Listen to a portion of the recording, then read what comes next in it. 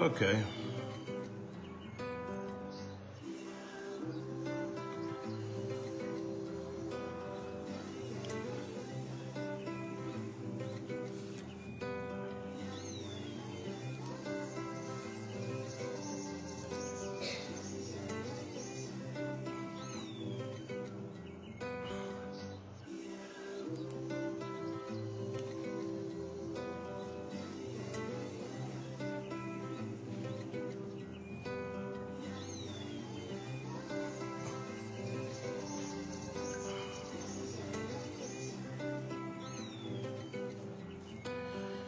All right.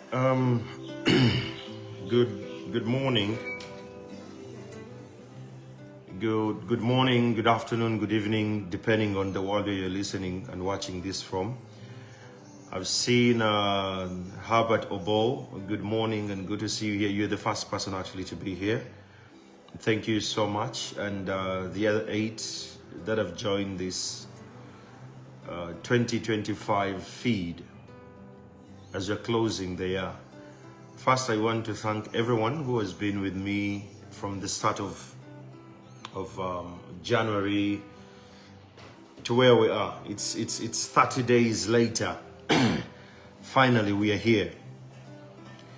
It's the end of the year, and I think I've spent an entire year without recording a video that is quite intentional with the people that I speak to every day. But today, we decided, why not? I mean, it's a new year coming, and it's only fair that we have this conversation. Abasinzira mu districts ez'enjawulo, abasinzira e Bulaaya, Ebule n'Ebweya, njagala obbeebaza for these conversations, keeping them going. So there were those that sent questions, and I'm going to try my best to answer some of your questions. Some questions were sent in the context of the new year. How does the new year look like, and what is worrying you for 2026? I'm going to start off with the very first question that came in. Someone who said, I think this was, it was on Facebook. Let me find it. This was Viola Tasha. So Viola Tasha, you asked a question that over time trends and patterns of tradition are changing in employment, in leadership, in family, and gender responsibilities, etc. How would you advise someone who truly holds dear the norms that are slowly fading to find leverage in this era? I am traditionally grounded, but I'm equally very, very evolved and exposed to knowledge, data that is changing. Njagala otegere kino, Viola, that traditions don't just lose power because the world changes. No. Tradition, obuwangwa, losing a value when you refuse to translate them. That is where the position changes, and I think that's where we have a lot more of misunderstandings when it gets to our traditions. It's funny, it's only us abadugavu fe twagala okukyusa traditions. It's very painful, but it's a reality. Nti gw'omuddugavu olowooza bw'okola eby'ekizungu oba ofuuse muzungu. Omujapaani, omuchina atambula ku speed ya kizungirizi in technology and name it, naye asigaza obuwangwa bwe. So omuntu yenna aleka obuwangwa bwe, oba oli Muteeso, oba oli Mukyoli, oba oli Mukakwa, oba oli Munyankole. Omuntu yenna aleka obuwangwa bwe, munnanga abeera teyeemanya ba teyeezuulanga. That is someone who is not informed of who they are. Tebeemanyi, tamanyi buwangwa bwe, tamanyi lwaki ava mu tribe gy'avaamu. for one or two reasons. Olumu atuuka n'alaba nga tribe ye eringa eri backward. Ekyo kijja lwakubanga omuntu teyeemanyi, tamanyi na gy'ava. If you don't know who you are and where you come from, it's easy to assimilate with any other kind of culture. So it's imperative, okusooka okwezuula, Viola, the question you asked. Tradition is not a museum artifact, nedda. Tradition is formed on principle, and that's where we go wrong sometimes. Where we feel because I am more exposed, maybe I am more grounded in whatever the world wants to call it, I am actually more advanced. Okwogera oluzungu tekikufuula muzungu, tekikufuula wa kitalo. Okunyoleza accent n'ojja mweno n'odda mweri tekikuggyako nti oli Munnayuganda, nti oli muddugavu. So olumu it is the lack of you knowing who you are. Abantu tebeemanyi. Abantu tebeemanyi. People just don't know who they are. Munange Violet. Kino ekibuuzo kiwabuuza, it's deeper than what meets the eye. So roles may shift mu mulembe gwe tulimu. That's a fact. Structures may evolve, but principles, the principles kwe tutambulira nga abaddugavu, the principles kwe tutambulira nga Abannayuganda, principles kwe tutambulira nga ewammwe gwe gy'ova, ezo zo tezigenda kukyuka. Ne bw'obanga obeera Bulaaya obanga obeera mu Asia, they're non-negotiables. Osobola okugamba abaana bange bajja kusigala nga bambuuza mu luzungu naye nga bafukamidde. That is a principle that keeps them grounded. Bulijjo okoma okubanga toli mumanyi ate nga toli exposed, mwana wattu otandika okufutyanka gy'ova, obalabanga abatamanyi, obalabanga bali ancient. But this is the funny reality, and Viola, I've come to live this experience. The more you get more knowledge and exposure, the circle takes you back to your culture and your norms. Oyinza obutakikiriza leero, oyinza okugaana because tuli mulembe ogwa liberal thinking, which is a very good thing, and opinionated generation. It's quite a very interesting generation to be living in. Nene bwono osoma ebitabo ebyenkanawa owunzikozeeyo ku culture yammwe, ewammwe obuwangwa bukugamba ki? So omulembe gwe tulimu, it's not that the culture extracts the principle behind the tradition, nedda. Njagala weebuuze, what problem was this norm solving? Was it solving stability? Was it solving continuity? Was it for accountability? Ndi musajja Muganda, but being accountable to my wife is a love language that comes when you've stayed with someone over 10 years and above. So bw'osanga omusajja ali below in a marriage or a relationship of 10 years, alaba okunnyonnyola accountability, okugamba munne nti nina bino bye ngenda omumaliriza mbikola nagundi ne gundi, alaba nga kiringa okumuvvoola because he has not reached at a particular level. So it has layers. Our culture norms, they embody it before they argue it. Omulembe gwe tulina, I have lately been seeing ku mikolo n'embaga ebigenda mu maaso mu ggwanga lyaffe lino eddungi. Abantu batandise okukuba ennyimba fomita ensingo, sala ensingo, tema ensingo.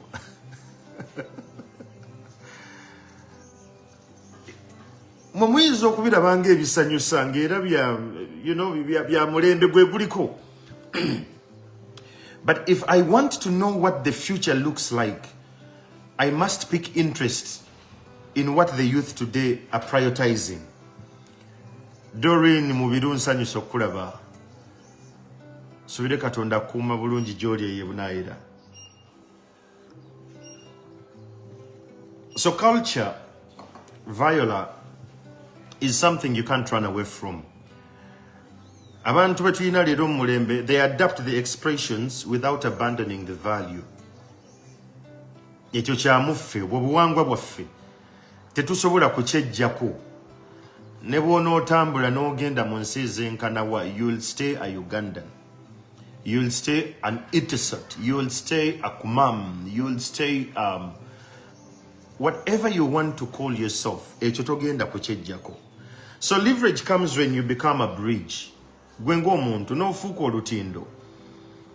And I've found comfort in that, being a bridge. I know my culture, and I'm still learning my culture every other day. Ntuula n'abakulu abansinga ne bannambika ku bintu. Okuyiga tekukoma ku buwangwa mwe tuva.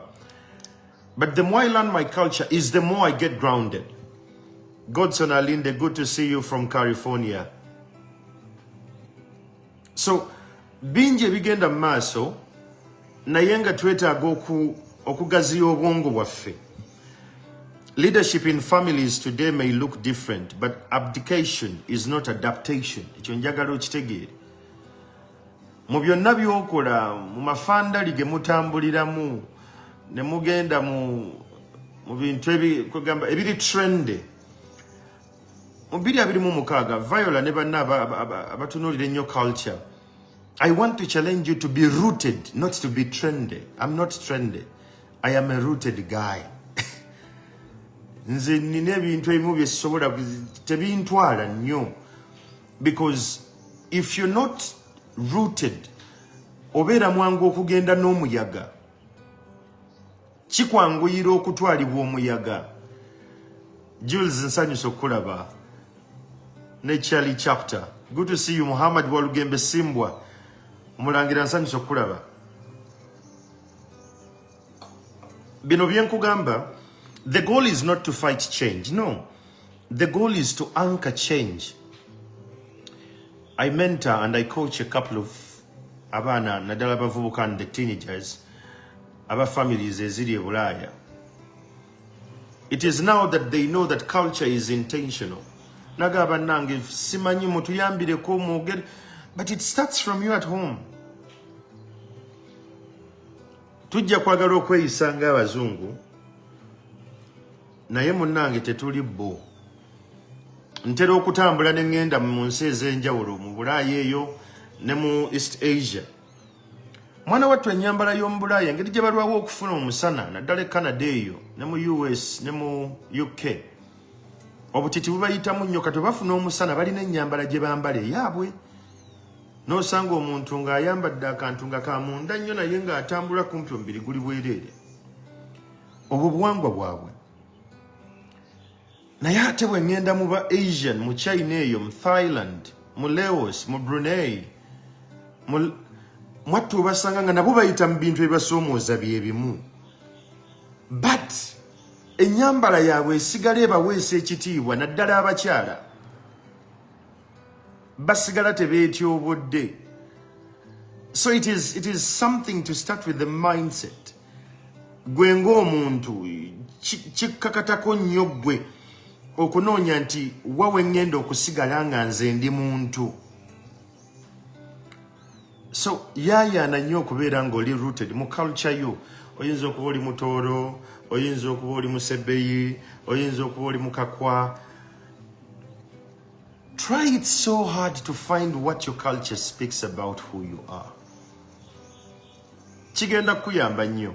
Mbebaza basharinze feed eno ku bantu abandi okujoininga feed eno gisharing n'abalala obaagalize okufuna emboozi zetunyumya wana amachaga leero. So leverage comes when you become a bridge. When people see that your values still produce clarity, peace, and results in today's world, they stop calling you outdated and they start calling you grounded. And I've lived that experience, Viola. It's something you need to know. Njagala webuuze gwe Viola eyabuuza ekibuuzo kino. If I stripped away the cultural packaging gye wakuliramu, what principle am I afraid to lose? What principle are you afraid to lose? Mwana watu kankulia ekyama kyobadde tomanyi oba olumu kyetafaako nnyo. Abakazi b'omulembe guno balowooza abasajja baagala nnyo abakyala abalaga ennyo emibiri, kisaafiina ekiyimiridde nga you know. And they keep wondering lwaki ate tebabawasa. Liri liba bbugumu lya buvubuka. Liba bbugumu lya buvubuka. Naye bw'otandika okwezuula, otandika okunoonya omukyala ow'embala. Mumanyi okugamba nti abakazi bangi, yes, abakazi bangi, abakyala batono. Buli wobeera ng'onoonya bakazi ogenda balaba bangi bambala nga bwe baagala, bawemula okufa.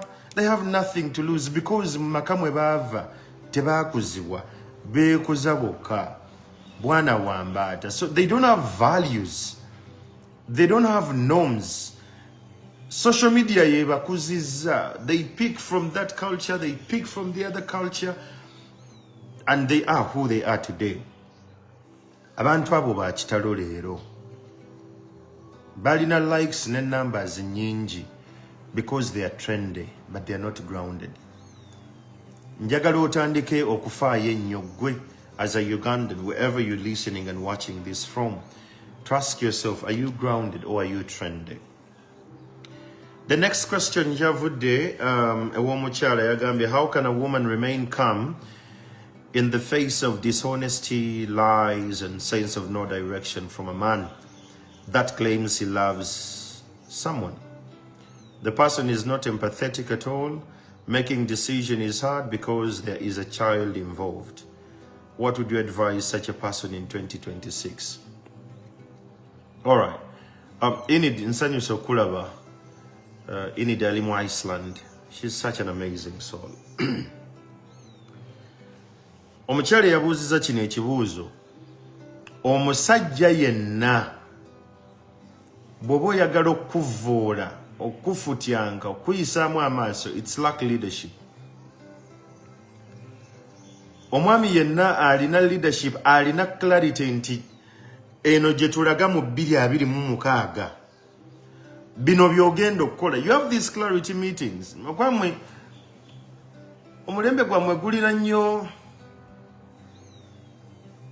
The Gen Z they think they have a right to everything, to question everything, which is good. It is right. Questioninga buli kintu ekigambiddwa, because it is your right. But you need to know when it is right to question. Byanjawulo nnyo. So mwannyinanze yabuuza kino ekibuuzo. I will tell you this. Love without honesty and direction is not love. It is emotional noise. Bakukuumiddaawo. And the noise is very exhausting. Especially when a child is involved. It's very annoying. So remaining calm, ng'oli mu mbeera efaanana bw'etyo, n'osigala ng'oli mukkakkamu, it does not mean you're tolerating confusion. Nedda. You're regaining internal authority. Buli kaseera w'obeera ogamba ne bannange, omuntu ono ddala antwala wa? Abakazi naturally kibalimu nti buli luvannyuma lwa myaka 3 bakupuukinga okulaba oba okyali ku kituufu. Omusajja ali ku live eno kino njagala okiyige, ekitonde ekikazi from the start to the end kyagala asinga. Ekyo njagala okitegeere. Asinga in knowledge, asinga mu ssente, asinga mu buyinza. But the biggest subscription of any female species on earth, mugulu sigenanga, but on earth, data ne bwino n'ebyafaayo bitulaga, it's leadership. Buli wookendeera oba n'okeewa and you become minimal in leadership, you lose that. It's inherent. So njagala o separating love from reliability. Omuntu asobola okubeera nga you feel affection for them, but you still feel unsafe to be with them or to build with them. naye ng'omuntu omwagala naye ng'olaba talina kiddako. Calm returns when you stop expecting reliability for someone who cannot show up for himself. Ye ng'omuntu buli kaseera omujjukiza oba tugula ettaka oba kati omwana ono tumuteeke mu ssomero engoye zaabwe nno zibalese buli kaseera wakujjukiza. As you're going to 2026 njagala weebuuza ekibuuzo. When was the last time you had a meeting as a couple to align your journeys? Whether it's a man or woman. When did you last sit as a family? N'abaana bo ne mukyala wo n'obagamba mu mwaka guno bino bikulu. Tugenda kugoberera kino, tugenda kukola kino, tugenda kutambula bwe tuti, bino ngenda kubibasaba mubeere nga muli bagundi. When was the last time you had such a meeting? So if you cannot even lead your household, gwe omusajja ali ku live eno, why do you expect nti mukyala wa agenda kuwuliriza? Ate gwe omukyala ali ku live eno, why do you think nti balo kimwanguyira okulimba and being dishonest? You cannot demand government kukulaga byegenda kukolera mu myaka 10 ejija tuli mu kalulu. But and this is my honest opinion. In this entire campaign, yabakulembeze, one person has given me the message. Nandala Mafari. Bobby Wine is my friend. I love him so much. Museveni akoze byakoze, but I think it's time aleke omulembe gwaffe gureasoninge ebituluma mulembe gwaffe. We really need someone younger and someone who can see. But toyinza kusaba government oba bakulembeza abaddako abagenda okutulambika n'okutambuza eggwanga lyaffe, naye gwe ng'omuntu nga tolina na pulaani ya myaka 5 giddako. Togirina. You wake up in the morning, you go, you work, you come back, not dambi. You have no clarity on what it looks like. Kati gwe kennyini weeremereddwa okwekulembera. And you badly want people to show you what they're going to do for the next 10 years. What a lie. That's a lie. That's a lie. So bubanga oli mukyala nga oli ku koola eno nga baawo omunyooma nnyo ng'omuyisaamu amaaso, ensonga lwaki kikwanguyira omunyooma? Because takulaze bukulembeze. They have not led you. It is that simple. Omwami ali ku koola eno nga ogamba omukazi wange takyawulira, omukazi wange anyooma, ne bwe mugamba kitawulira. That species is designed and created to see the lack of leadership. It is that simple. Kati gwe weetaaga otandika okwebuuza 2026 ngenda kusigala n'omuntu bw'ati. Stabilize yourself before you stabilize the relationship. Ekyo njagala okimanye. Omwana ali mu bufumbo bwammwe abatabudde. A child does not need a perfect family. Ffenna tetwakulira mu family ziri perfect. Obadde okimanyi nti we can be from the same home, the same household, but we experience our home differently. Nti amakamu nakulira nga ne Hanifa yakula nange tusobola okugavaamu nga experience yaffe yanjawulo. Either Hanifa bamu abusing in one way or the other, oba Andrew bamu abusing in one way or the other. While I look forward to go back home, Hanifa just can't stand being at home. It's different experiences, same household. So, abaana tebaagala perfect family. Omulembe gwe tulimu. Children need a regulated parent. Because okubeera omukakamu kiva mu routines ez'okola gwe ng'omuzadde. You create boundaries. You're predictable. Eri omwana wo kimuyamba okukola ebintu ebyenjawulo. Mbeebaza abasharinze feed eno n'abantu ab'enjawulo. Thanks for sharing. So, Nekirala njagala moving from emotional negotiation to structural clarity. Lekera okutambulira ku maggwa osula weesulise osula you're not sure will this work, will this help me in one or the other. No, it's not about punishment or revenge. Protecting your nervous system kigenda kututwalira ebbanga ddene abantu baffe naddala bannayuganda okutegeera what it means to control your nervous system, but equally controlling your child's emotional climate. Abaana bano balaba omwana asobola okulaba n'amanya nti taata si mukulembeze waka wano. Waliwo balaba video eno nga you grew up in a home when your mother was the leader, nga mama yasalawo kino tugenda kikola bwetu because taata nga yeye yabivaako ali bibye. Those things happen.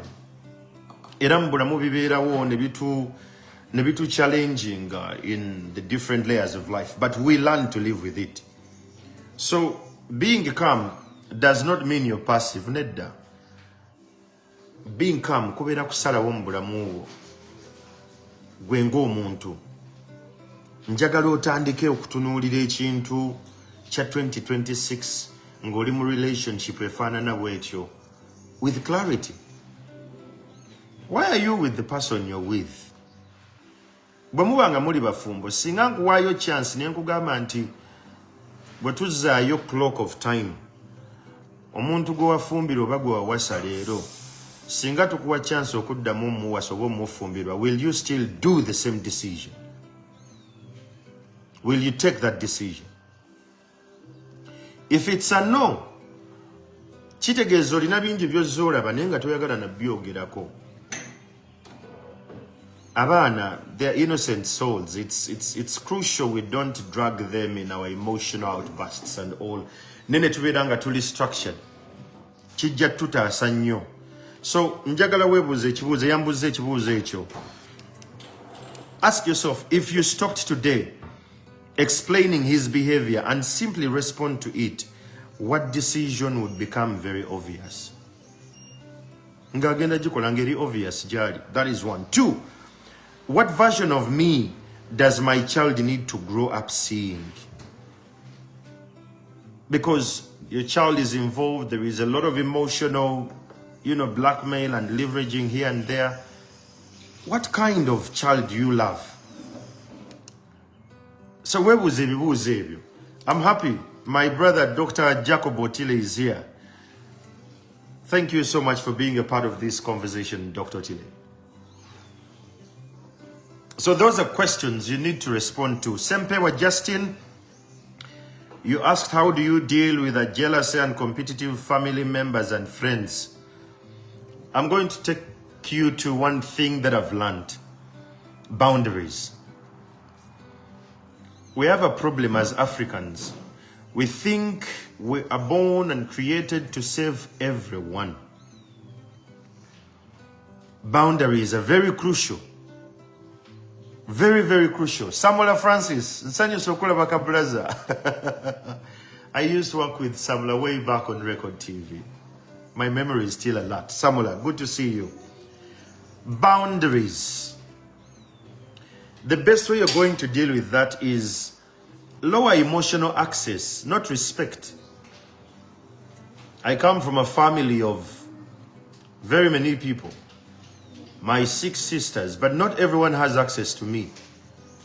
I have learned to control that. Emotional access is key. You don't need to cut people off dramatically, but you need to stop giving them raw access to your plans, your progress, your vulnerabilities. And that's where they pick the power to manipulate you and demand what is way beyond the elbow. It's crucial. I want you to learn to have boundaries. You need to be very, very, very intentional when it gets to boundaries. You see, we are a family where we have to help each other. Yes, help your relatives, but when you're structured, be structured. You're just going to pick money and you just give it out to your friends without being structured. No, be structured.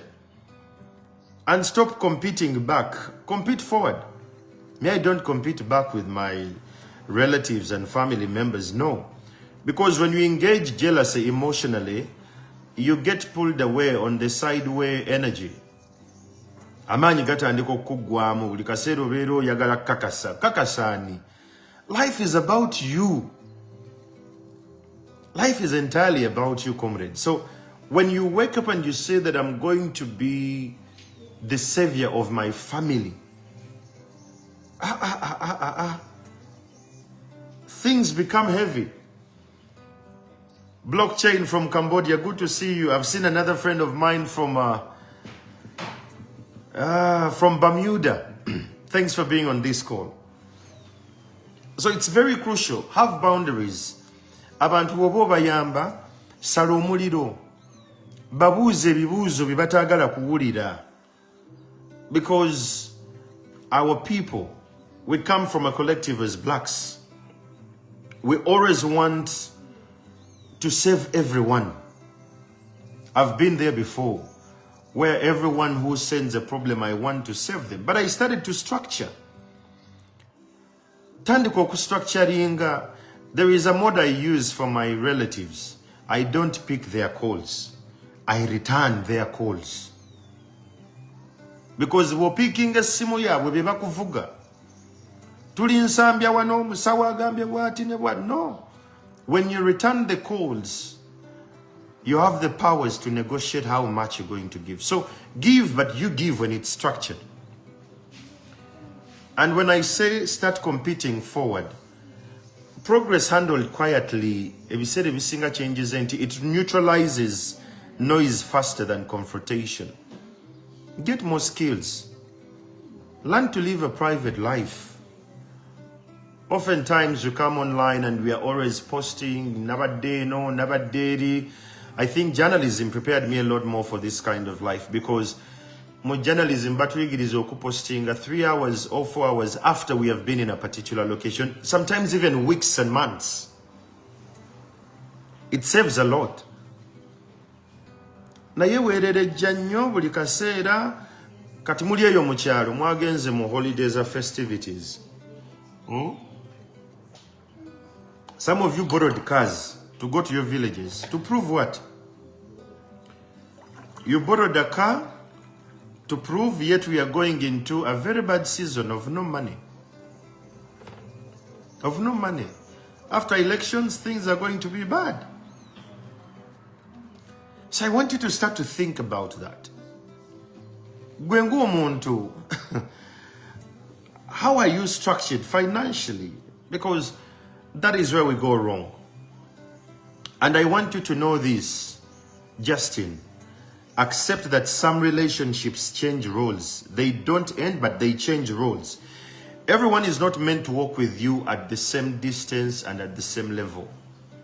There was a time when I walked with my entire family, and that time, went low when I married, when I had children, when I changed careers, things changed. So some people will move from an inner circle to an outer circle, and vice versa. The shift is not betrayal, it's maturity. What abantu bolina mu simu today, and you can't call them, not because they're not your friends anymore, but you're at a different frequency of life, and it's not a crime. And there are people what asobola kwogera nabo today, not because babi, but you outgrew them. It's okay. It's okay. Tewali munsi ayagala muntu atakyuka. No. So growth often reveals who was comfortable with you before you became better. And I've learned that the hard way. Until the more I become a better version of me, there are some people who are going to hate me because I'm actually advancing forward. And it's okay. Level kwotu say osanga ya abantu abakuyamba, and they will actually guide you directly. Then there is a C Nagai. Nagai said, what is your take about investing in government bonds, bills versus real estate? So I'll tell you this. Government bonds and bills are about preservation and predictability in the financial landscape. They reward patience, discipline, and safety. That's what financial bills and bonds do. They are very excellent when you want low risk, when you are protecting capital, when you need certainty, not excitement. They are very good. When you are building financial breathing room, they are very good. They won't make you wealthy quickly, but they will keep you stable. That's what they do. Real estate, on the other hand, it's about control, it's about leverage, long-term power. So real estate, and we have always had these conversations between my two friends, Newton Buteraba Prof and Alex Kakande. We have always had this conversation. Real estate is patience over time. It's strategic risk. It's illiquidity. You can't panic and sell easily. It's tangible ownership in a way. So each plays a different role, the way I understand this. One, if your income is unstable, the best thing would be bills and bonds, because they can calm you down. Your bills ne bonds is this much. That could help you. Then the other bit, if your income is steady, real estate can anchor your future. Grounded, it can anchor your future. But if you lack discipline, real estate if you don't have discipline, because you learn to be tough, it will toughen your skin. If you lack liquidity, bonds will give you the flexibility. That is what I can respond to that. So the danger is using growth tools when you need stability, or safety tools. You need to look for what you want. So the question for you, C, is am I investing to feel safe, or am I investing to become powerful? Is this choice honest for my season, or it's just vibe? That will help you. Bagzi Agambia missing a program. Bagzi, that program is running on TV every day, rather on radio every morning. It runs on 5 radio stations in Uganda, and it's always live on my YouTube. So if you missed it on Facebook, please check out my YouTube. It's always live every Monday to Friday. Okay, on Agambia, the other question that you'd actually ask yourself is, if my income stopped for 1 year, which of these investments will give me peace? Is it the bills and bonds? Is it the real estate? One of those maybe would help. Someone says, Mr. Chamagero, thanks for mentoring us on all platforms. My request is, in one of your Chamagero Daily, promise to share for us how to get scholarships. I think this was Anissa. For my son is very bright. He finished high school and did a BCM, and inshallah his scores will be good. So I'm looking for how we can join university in medicine and surgery, yet my earnings are not sufficient. Okay. Thank you so much for that thoughtful question, and congratulations, Anissa, for your child's education. That require early preparation. I love clear application pathways and proactive research. One, scholarships within Uganda. Mwezidi. We just have to know where they are. Tulineza UCMB scholarships. UCMB scholarships. Zino bazigaba twice a year. Njagala ogende ku www.ucmb.co.ug. You'll find those scholarships. They open them twice a year. Then scholarship opportunities in universities ezenjawulo zigaba kyebayita financial aid. Bogenham University, Makerere, Mbarara, Guru, they have their own scholarships and a need-based bursary. Jeziri, you just have to contact the university admissions and the student service directly. Genda yo, chigenda kuyamba to actually be in that. Then for scholarships and daleziri ku local list, osobola genda ku we make scholars and local lists. Oja chiteke mu Google. We make scholars and local lists. Ojja kusanga websites like We Make Scholars, ebera multiple medicine and health scholarships that include Ugandan options. Ejja kuyamba nnyo ku ekyo. International scholarships,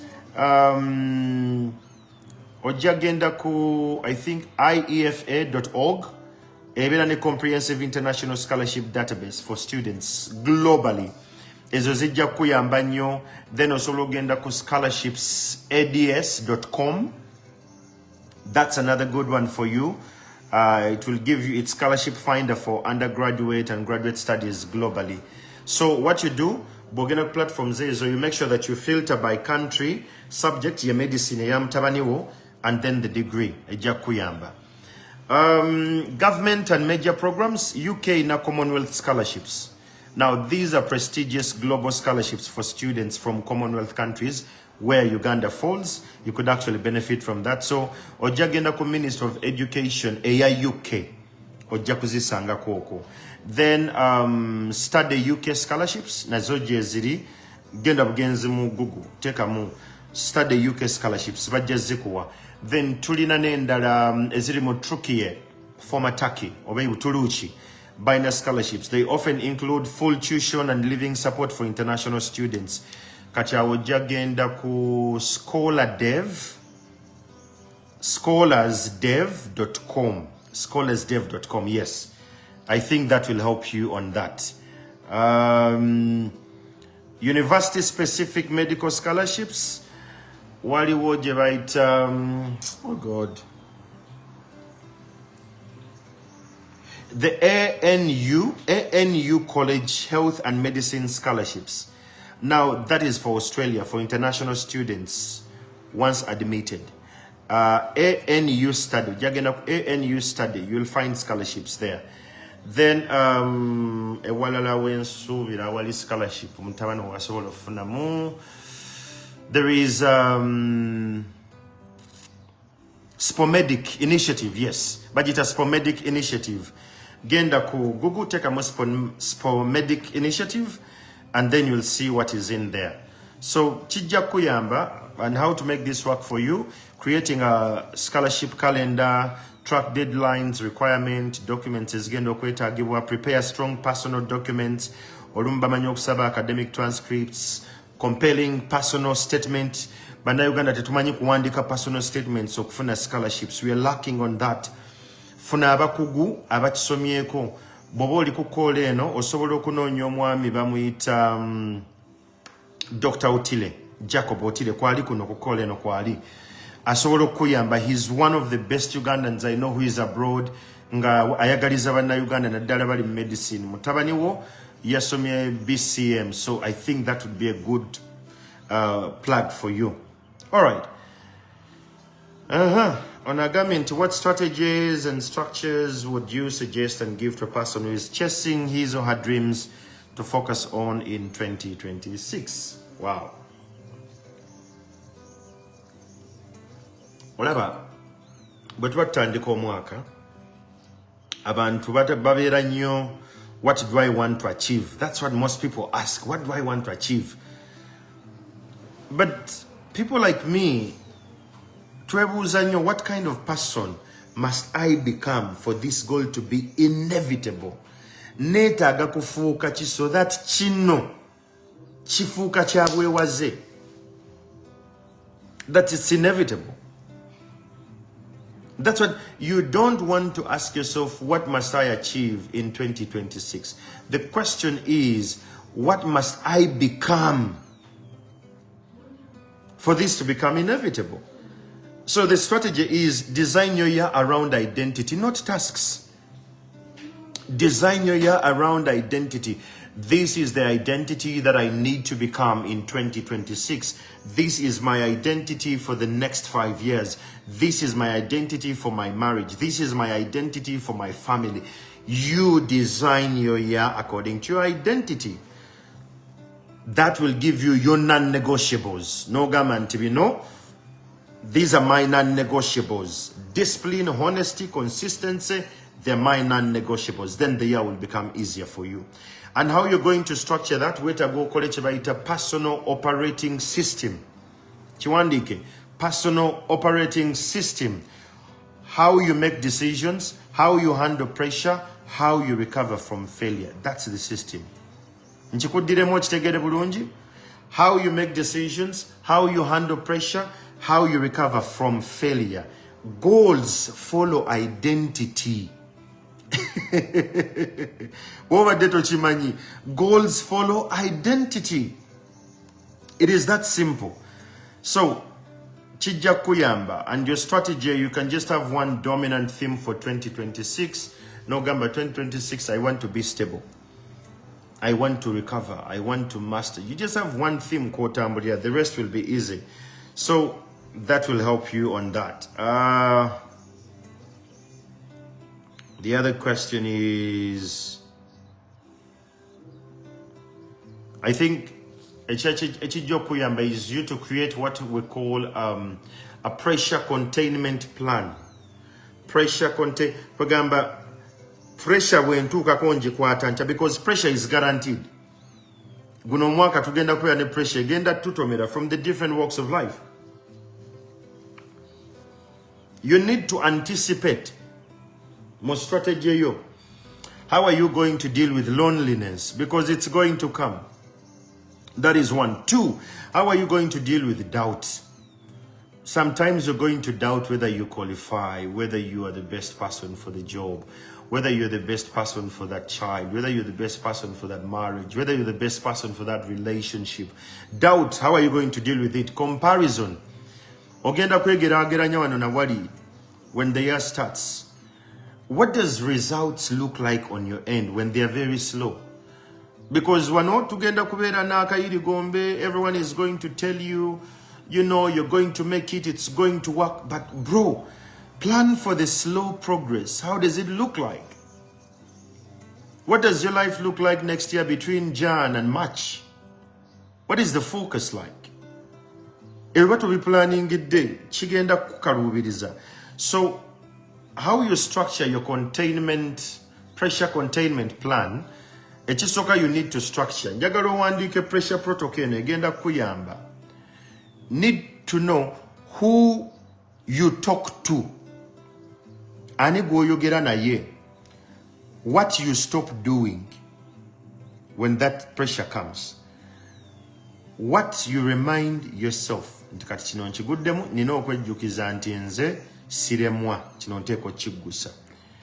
And what you do instead of reacting. Olumu tumanyi, we just react. I see a couple of comments on social media here where people who have not discovered who they are, they're always reacting. Even on this call, some comments in Ziraba, people have lost hope. They're just reacting. They don't respond. So wetago kwebuuza nga otuse mukasera kalina pressure mungi. Olina okwebuuza, what do I do before I react? What do I do? That is going to help you a milestone. Ate njagala okole n'oku redesigning relationships izo mu 2026. Redesign your relationships because your environment will either amplify or sabotage your goal in life. It's either going to sabotage it or it's going to break it. Ojja kigana, ojja kunyiga, ojja kumera entondo, naye abantu beweetoolodde, ebikulemye mu mwaka guno bikulemye lwa abantu bakwetoolodde. Your environment. It's what has actually, you know, taken you down. So, bino bintu bikulu. Luyombia, you can actually send me an email at chamageromethod@gmail.com. My administrator will be in position to schedule that meeting, but it will be in Jan because this between now and Jan, I am for family, and this 1 hour they gave me to speak to you guys, it's very humbled. So, njagala onoonya abantu bobeera nabo, and the strategy is very simple. Reduce access to people who drain your clarity. Lekera okubeera very available. Buli mbaga kwoli, buli gundi kwoli. Stop being very available for 2026. That's how you're going to get clarity. That's how you're going to know that life is actually, meaningful. Some of you are overly very available. Buli akube simu n'ogikwatirawo, buli aweereza message n'ogyanukulirawo bannange. When do you focus on you? When do you focus on you? So you need to structure for 2026. You need to structure people that are going to be around you. You need 3 circles. 1, it's the inner circle. These are truth tellers. My brother Richard Chimbawa is here. Good to have you, Dr. Chimbawa, with me here. He's a truth teller. He's in my inner circle. Who is in your inner circle? Abantu abatalina kye bakwagalako. Nga bagenda kubuulira amazima the way it is. Oba nkyawo, oba nyigira. Nga they are going to tell it to you black and white. You need them. The second circle, working circle. These are builders. Abantu abakozi. Nga bagamba kino kyekiriwo wano tugenda kukola kino wano tugatta kino wano tuli mu kuzimba kino. If you have friends in the next year tebalina kye bagamba we are looking forward to building this, we have a problem. Ofaanana nga bw'ofaanana mu 2025 depending on who is around you. It's something you need to know. The third circle is your social circle. They are light, but they have limited access. They're friends I have today, and they're very friendly, but they're limited access. They don't even comment on my social media. They don't even publicly say they know me. Naye mbawuliramu emirembe. Balina olwali olunyumira, balina emboozi ezinyumira. Those 3 circles, you need them. The inner circle, the work circle, those are the builders, and the social circle. Chigenda kuyamba. Not everyone deserves the version you want to become. Make peace with that. Chigenda kuyamba. And last but not least for this, I want you to start to think in 90 days cycle. 90 days cycle nzize nchibagamba abawuliza programs zange ku radio ne ku YouTube that omwaka gwawulemu quarters nnya, and next year I will actually be in position to share. Those of you who want to get salary increment at work, you need to know what quarter when bosses actually consider offering salaries and projections from the board level. Kijja kuyamba nyo. So break the 2026 into 490 days missions. In the first quarter, what am I building? In the second quarter, what am I shedding? In the third quarter, what might I improve now? And in the fourth quarter, Joe Sembera, you'll be in position to say, what have I achieved? Chijja kuyamba. All right. The other question, Chavu, the one Nusrat Mirrors, Yagambye, what is advisable for a person, Kanakambata, still earning monthly salary, to begin with, between rentals and source of income as residential as basic? Well, the first property decision is not about money. It's about psychological stability. I want you to understand that. When you're still earning a monthly salary, the priority is not to impress the market, but to stabilize your life. Now, this is the clear, let me give you a clear distinction. A residential house, enyumba yokusulama, it gives you emotional safety, predictability, and dignity. It reduces your rent anxiety. Rent atuuse, family pressure, decisions, fatigue. For many people, this stability unlocks better focus for them.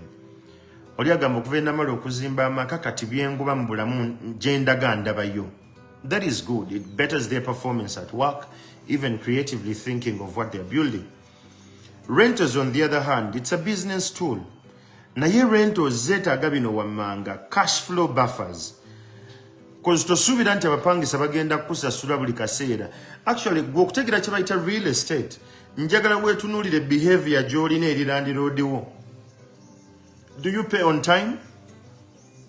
Onnyonnyola, buli kaseera onnyonnyola. That's how they are going to treat you. Bapangisa bo. Real estate comes with patience, maintenance, discipline, emotional distance. Tenants will test you. Tenants will test you. Olumubeera ne bitenanti nga bikyala ne bitandika okwekulubeesezaako so that tebisasula ne bitandika ogamba zino ennyumba zaffe. You need to be very clear. You need to have focus and a very laser, thoughtful mindset on that. So for someone still on salary, nzendo was a rentals, it's too early. That can become another source of stress than freedom. osobola okukola rento bw'obanga ogenda kusula ku rente ezo kwennyini nti gwe landlord nayo olinako obuzigo bw'obulala nga buna nga bw'obanja obalabako nga totumya muntu agendeyo. I think that will be in position to help you. Okay, because of time, someone says, I want to learn myself and discover myself in 2025.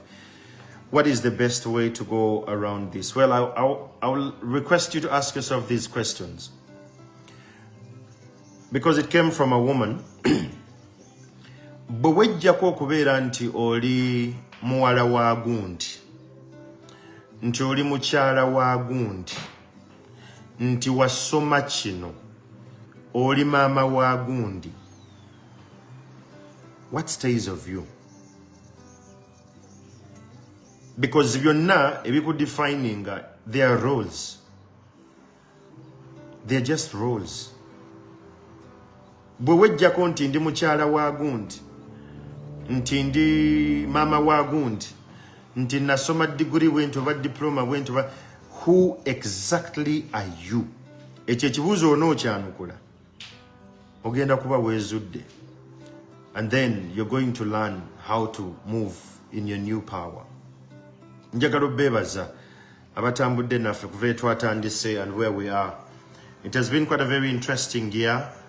Abaweereza ebibuuzo njagala okubeebaza in one way or the other. Thanks so much for being very intentional about this.